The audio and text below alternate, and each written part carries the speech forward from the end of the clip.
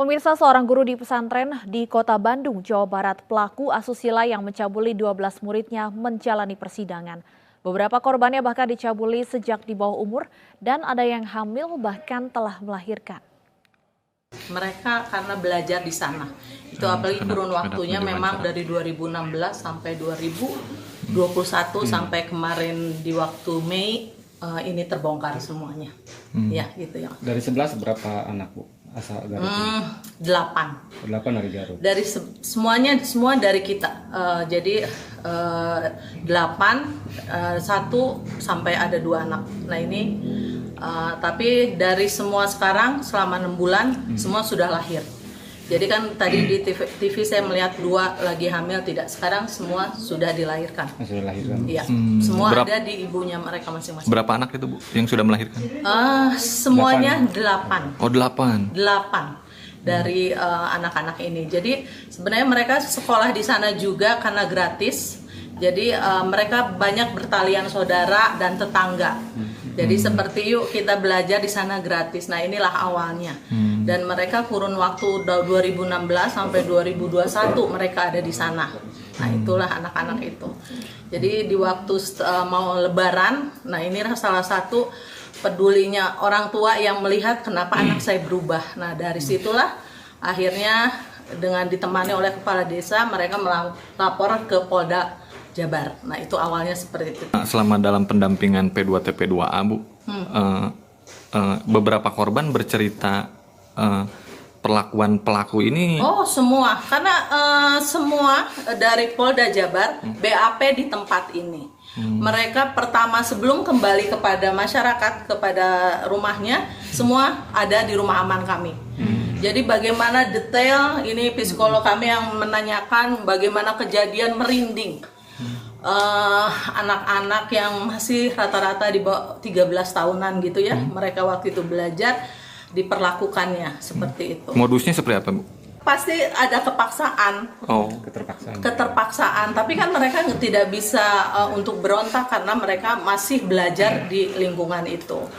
Dan apalagi walaupun dibilang pesantren, ternyata pengajarnya yang mengurus pesantren itu cuman si pelaku. Walaupun ada guru yang datang, ternyata mereka diiming-imingkan untuk belajar, tapi ternyata mereka belajarnya adalah guru datang itu. Nah itu pelaku kalau itu ya main tarik-tarik aja. Ya, di tempat itu atau tempat? Di tempat itu, walaupun tadi saya lihat ada yang dibawa ke hotel juga, ada itu. Jadi memang sebenarnya pesantren ini awalnya bener. Itu di mana? Antapani.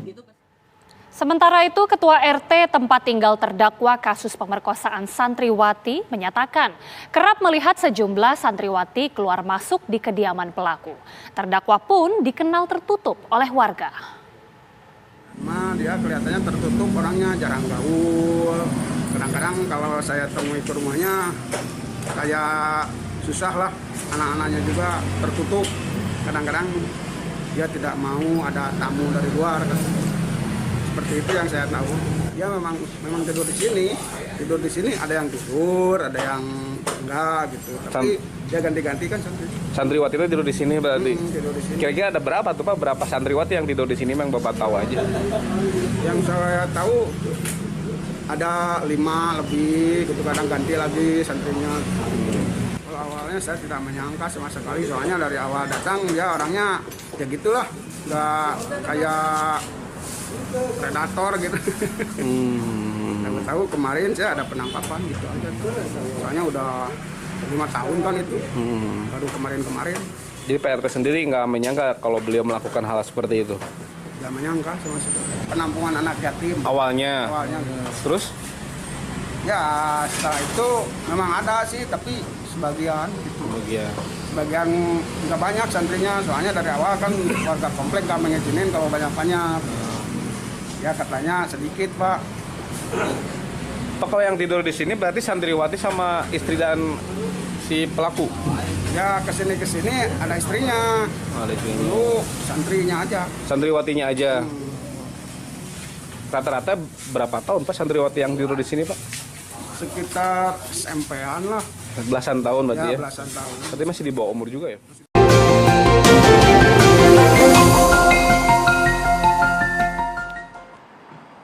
Terima kasih Anda masih bersama Perempuan Bicara. Kita lihat dulu infografis untuk kita lihat ya.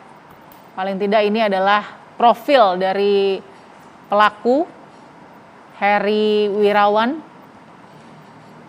Ini dia kronologisnya ya. Pelaku Heri Wirawan melakukan pencabulan sekitar tahun 2016 sampai 2021.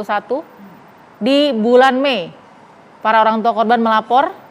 Korban ada 12 orang dengan rata-rata usia tadi ada 14, 16 sampai 17 tahun.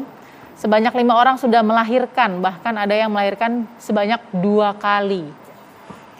Yang lebih mencengangkan lagi tadi juga mereka dipekerjakan begitu ya, melakukan pekerjaan bukan pekerjaan ini saja yang biasa tapi yang kasar juga begitu. Ada 8 bayi dari kelahiran para korban, dilakukannya di berbagai tempat di Yayasan Kompleks Sinergi dan hotel, melakukan persetubuhan dengan paksa dan ancaman kekerasan. Modusnya mendekati orang tua santri, menjanjikan pendidikan gratis. Oke, saya mau langsung ke Bunda. Bunda tadi sudah di-profiling sedikit oleh Mbak Monica tindak kriminalnya, tapi saya ingin tahu siapa Heri Wirawan ini dan kenapa ia sangat lancar melakukan aksinya begitu paling tidak. Iya, bencana sudah terjadi ya. Ya. Acap kali permasalahan-permasalahan seperti ini muncul sudah lama ya. Tapi kita nggak pernah bisa menyidik atau mengetahui siapa sebenarnya pelaku. Iya kan, dengan rinci gitu. Nah, siapa dia, dari keluarga yang bagaimana, anak keberapa, dapat kekasaran jenis apa saja waktu dia kecil. Kekerasan gitu. ya. Okay. Terus kenapa dia sampai jadi pelaku seperti ini gitu. Kalau menurut saya itu ada berbagai macam hal yang terjadi yang kita kurang mendapatkan data tentang itu. Dan ada apa ya sama masyarakat kita juga? Anaknya diperkosa di depan mata dia. Nggak mungkin orang tuanya itu tidak tahu anak itu hamil. Iya kan? Tidak mungkin juga dia tidak tahu bahwa dia punya cucu haram. Oke. Iya kan? Tapi kenapa dia? Masa ya kita bisa dibayar sih gitu. Semuanya segitu banyaknya. Masalahnya ada 2 hal penting yang sangat menarik perhatian saya. Seperti Mbak Livia bilang tadi, ini udah 2016. 5 tahun, ya kan Mbak? Terus kemudian dia saja kasus ini udah 6 bulan. Ada apa baru sekarang kita ributnya? Satu. Kedua gitu, saya ingin menyampaikan begini ya, kalau seseorang itu terus menerus melakukan kegiatan seksual dengan anak-anak gitu, kalau bisa dilihat ditinjau sejak kapan misalnya dia itu mulai melakukannya dan dilihat sejarahnya gitu ya, memang orang-orang yang adiksi pornografi. Kalau kaitannya ke situ nanti ya, kalau bisa ditemukan, saya menduganya begitu. Kenapa mereka sampai melakukannya kepada anak-anak? Ini nggak enak buat diomongin. Seperti pisau bermata 2. Karena anak-anak itu the ultimate pleasure bagi para pecandu pornografi. Kenapa? Ini anak-anak, aduh, kasihan banget ya. Kalau dia masih kecil banget ya. Aduh kayaknya nggak bisa nih dia kalau gitu. Tapi di other side of that dia gitu. Ultimate pleasure tadi. Pleasure. Jadi makanya dia melakukan pengulangan-pengulangan ke arah situ. Saya rasa ini orang udah bukannya gangguan, sakit. Maaf Bunda, walaupun seorang Heri punya istri, punya anak gitu. Iya. It doesn't matter, tetap. Iya. Oke, jadi kita bisa katakan dia kita lihat dong jarak usia anak-anak ini yang diperlakukannya. Kan masih kategori anak-anak ya, Mbak? Kita. Iya, itu. Masih belasan tahun. Iya. Masih belasan tahun. Iya. Tapi atas nama sakit kita bisa. Jangan. Oke, ini enggak apa? Maksudnya boleh punya tadi kan ada penyakit tapi namanya. Maksud saya gitu untuk menyatakan kenapa orang itu sampai kayak begitu. Ya ini cuma Iya. Oke, so ini adalah kejahatan ya. Kejahatan luar biasa. Heri adalah penjahat seksual yang kemudian akhirnya kok bisa kejahatannya jadi melebar, bukan hanya melakukan kejahatan seksual saja, tapi tadi eksploitasi ekonomi. Ya, eksploitasi ekonomi. Apa yang Bu Rita mau eksplor di situ? Eksploitasi ekonomi kan karena anak-anak ini juga dieksploitasi. Ini loh ada anak yatim piatu yang kemudian butuh uang. Ini kan anak-anak dia sendiri gitu loh. Si bayi-bayi itu kan. Iya, betul. Itu kan berarti luar biasa biadabnya berlipat begitu ya. Ini kan sudah memperkosa anak-anak perempuan ini, kemudian justru juga menjual anak-anaknya yang bayi-bayi itu. Ditambah juga penerima dana-dana bantuan itu. Ya. Menerima dana BOS, penerima Indonesia Pintar, semua masuk ke rekening korban, tapi terus kemudian diambil lagi. Wah, Jadi saya menyela sedikit. Jadi kalau sebegitu majemuknya kegiatan kejahatan dia lakukan, dia nggak mungkin sendiri kan, Mbak?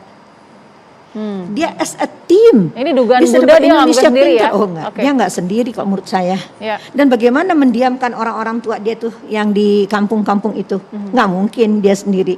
Dia nggak single fighter. I think has a group.